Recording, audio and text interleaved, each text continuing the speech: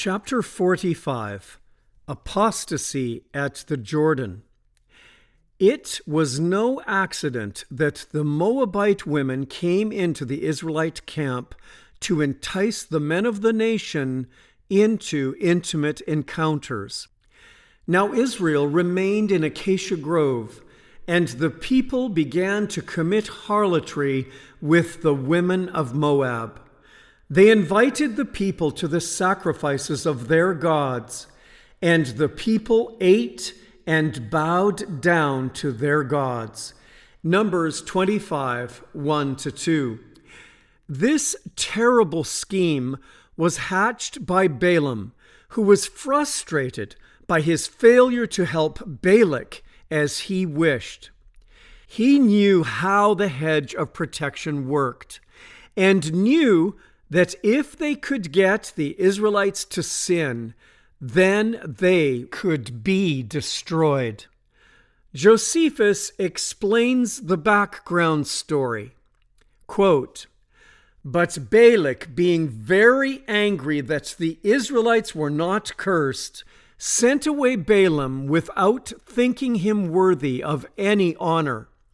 Whereupon, when he was just upon his journey, in order to pass the Euphrates, he sent for Balak and for the princes of the Midianites, and spake thus to them, O Balak, and you Midianites that are here present, for I am obliged even without the will of God to gratify you. It is true, no entire destruction can seize upon the nation of the Hebrews, neither by war, nor by plague, nor by scarcity of the fruits of the earth, nor can any other unexpected accident be their entire ruin.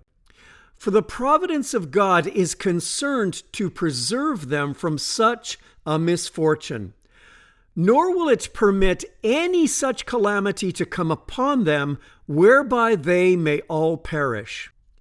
But some small misfortunes, and those for a short time, whereby they may appear to be brought low, may still befall them. But after that they will flourish again, to the terror of those that brought those mischiefs upon them. So that if you have a mind to gain a victory over them for a short space of time, you will obtain it by following my directions. Do you therefore set out the handsomest of such of your daughters as are most eminent for beauty, and proper to force and conquer the modesty of those that behold them, and these decked and trimmed to the highest degree you are able. Then do you send them to be near the Israelites' camp, and give them in charge, that the young men of the Hebrews desire their company. They allow it them. And when they see they are enamored of them, let them take their leaves. And if they entreat them to stay, let them not give their consent till they have persuaded them to leave off their obedience to their own laws, the worship of that God who established them, and to worship the gods of the Midianites and the Moabites. For by this means God will be angry at them. Accordingly, when Balaam had suggested counsel to them, he went his way." End quote. Josephus, Antiquities of the Jews, Book 4, Chapter 6:6. Balaam's plan worked perfectly. Israel bowed at the feet of false gods, arousing the anger of the Lord. The angel hedge was broken, and the Lord would not prevent the consequences of idolatry. As he spoke in the second commandment, "You shall not make for yourself a carved image, any likeness of anything that is in heaven above, or that is in the earth beneath, or that is in the water under the earth. You shall not bow down to them nor serve them. For, or because, I, the Lord your God, am become a jealous God, visiting the iniquity of the fathers upon the children to the third and fourth generations of those who hate me. Exodus 20, 4-5. God appears to become jealous when his people enter into idolatry, because God hides his face when they turn to other gods. When calamity comes, the people imagine God is the one directly bringing the arrows of death in an act of aggression, when in reality, he endures grief in having to let the people suffer the results of their own choices. I have added some words in brackets in the text above. The word for can be translated because. The word am is a supplied word. It might as easily be read as becomes. God is not jealous as humans understand the term, but he appears to become jealous to us when he allows consequences to fall upon us when we break his commandments. As soon as Israel bowed before the gods of the Moabites, a plague began to destroy them. The people perceived God as the architect of their death. The Adamic principle of atonement demanded both representatives of both innocent and guilty human sacrifices to satisfy Israel's perception of God's wrath. Adam had blamed God, the innocent, and Eve, the guilty, as the ones worthy of death instead of himself. Israel now walks in the same footsteps. As we discussed in the story of the final plague in Egypt, the death of the firstborn involved the death of small children as well as adults. This fulfills the death of the guilty and the innocent. This was the only thing that caused Pharaoh to relinquish his grip on Israel. The release of Israel represents what the carnal human mind requires before it will release itself from guilt. God does not desire sacrifice and offering for sin, but the fallen nature of Adam does. God must pay the ransom demanded by Satan in the form of a penal substitutional sacrifice for man before he will believe he is forgiven. Most of Israel had entered into a relationship with another God. Obviously, all gods other than the true God are inspired by Satan. Israel chose to leave the protection of God and come under the care of Satan. They knew the commandments concerning bowing to other gods, yet they did it anyway.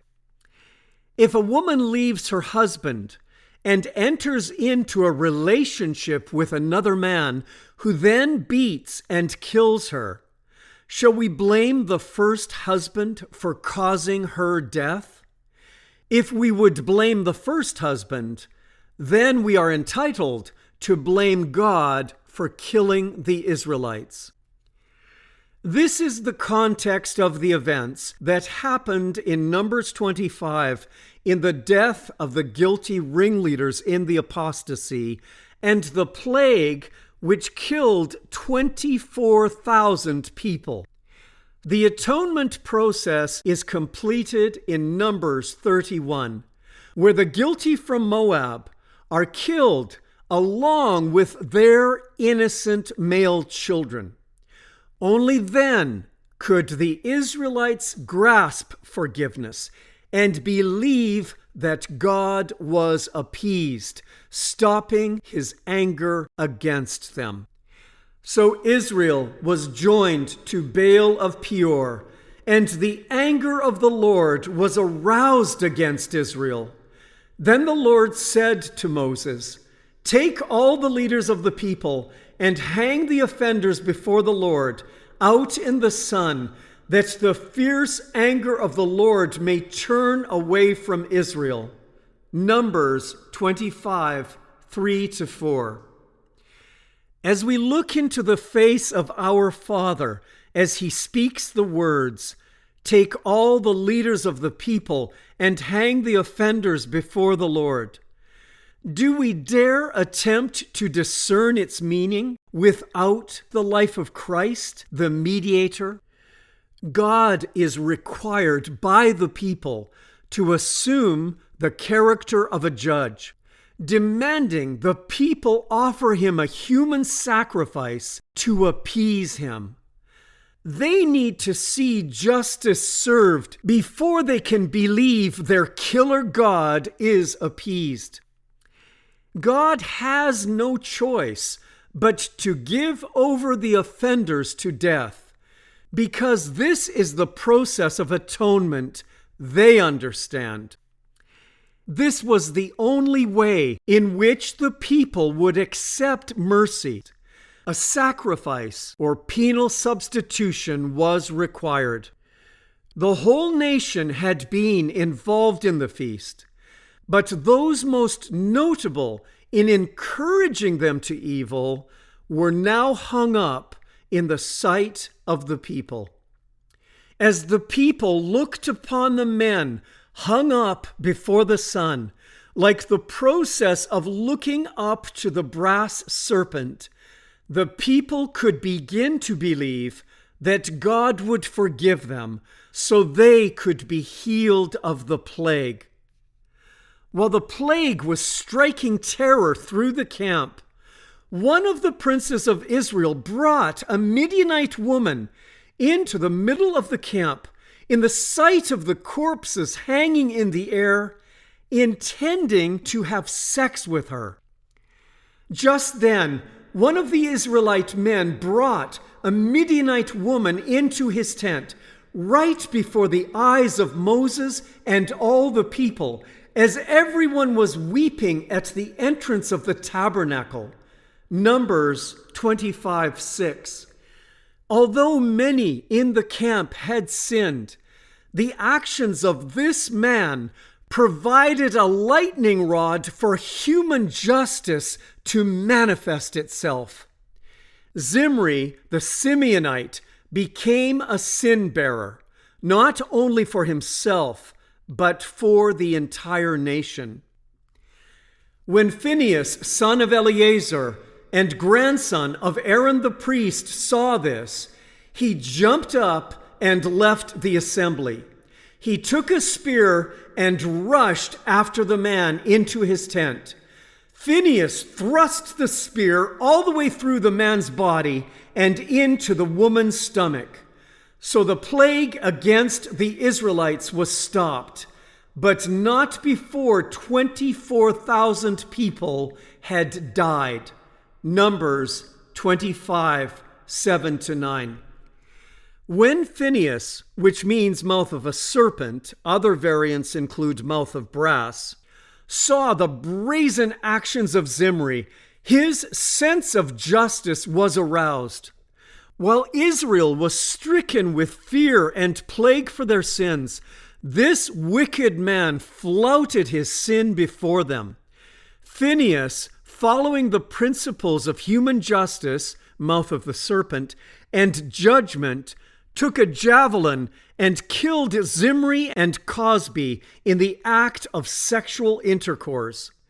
This felt right to the nation, and they believed it would satisfy God's justice, though it was actually human justice that was projected onto God, which was appeased.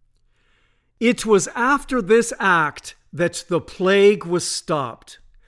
God then placed a blessing on Phinehas in the following way.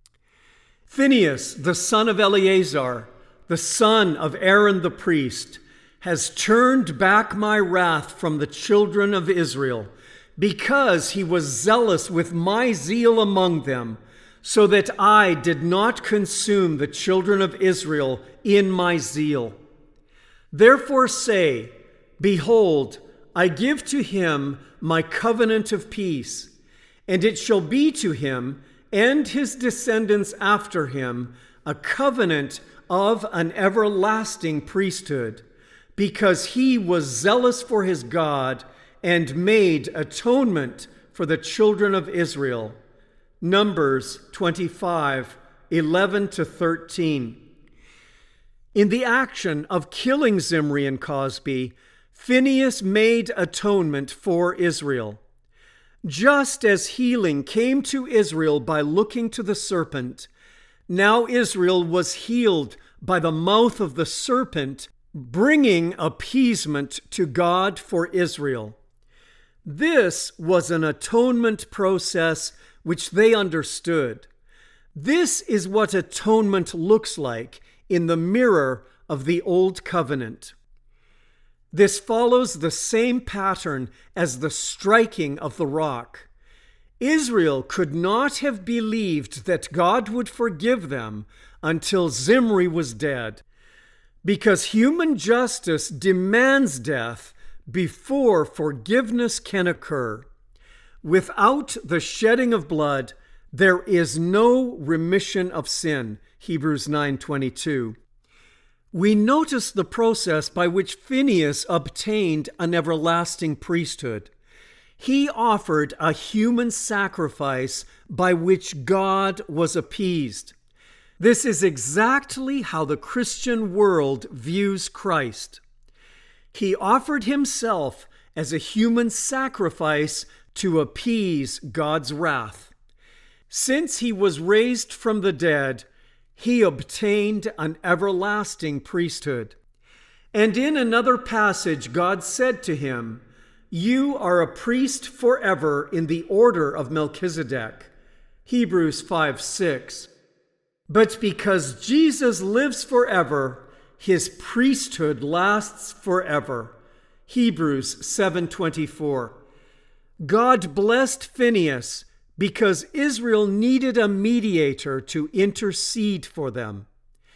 Aaron had died, and Phinehas takes a central role as the priest of the people.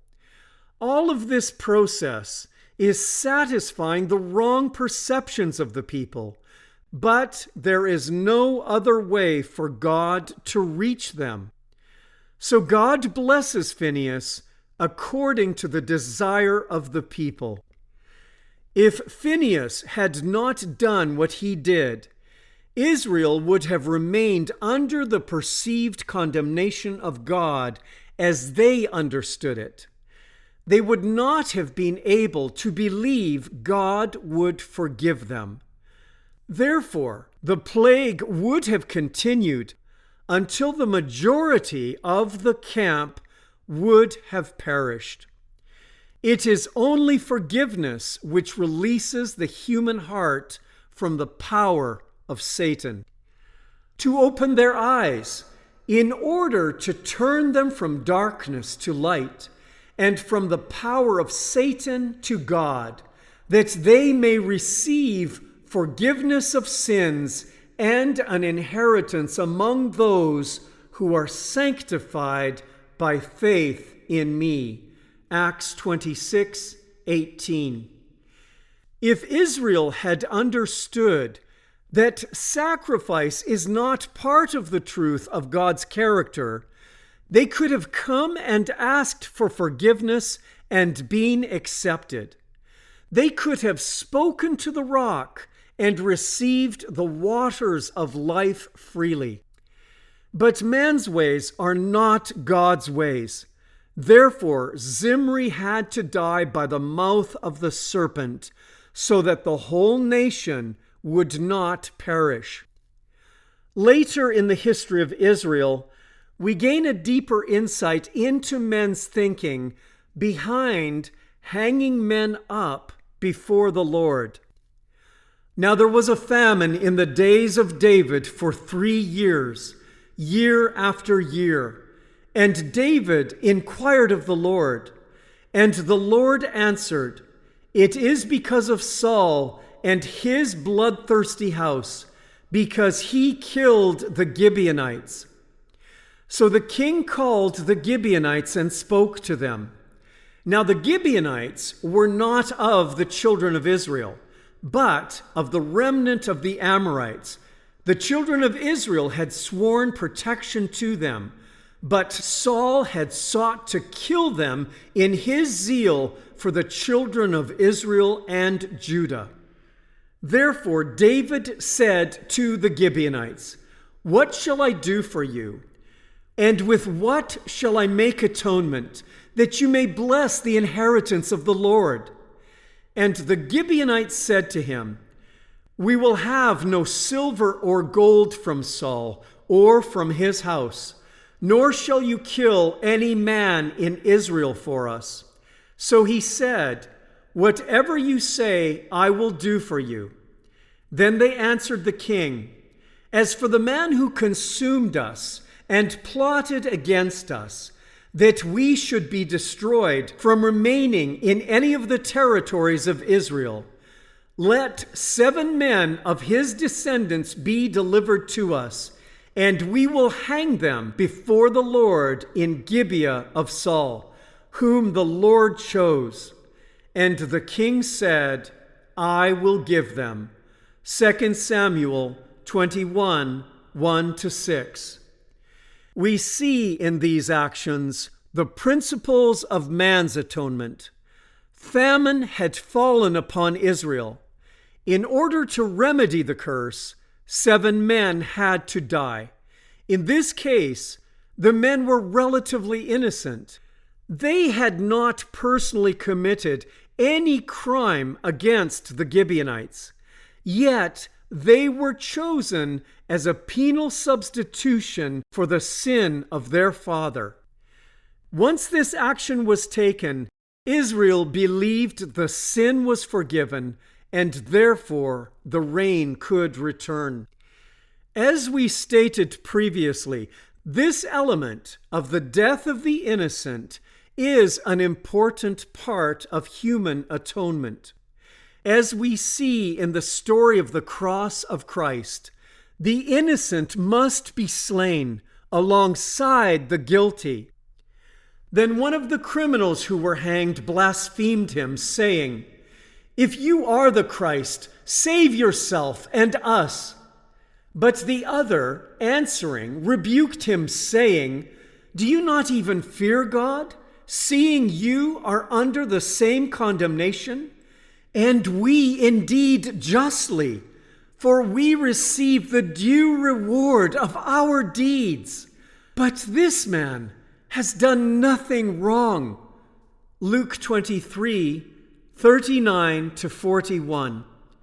It is my fervent prayer that you can see that God had to provide Israel with a sacrifice which would satisfy their thoughts of justice and atonement.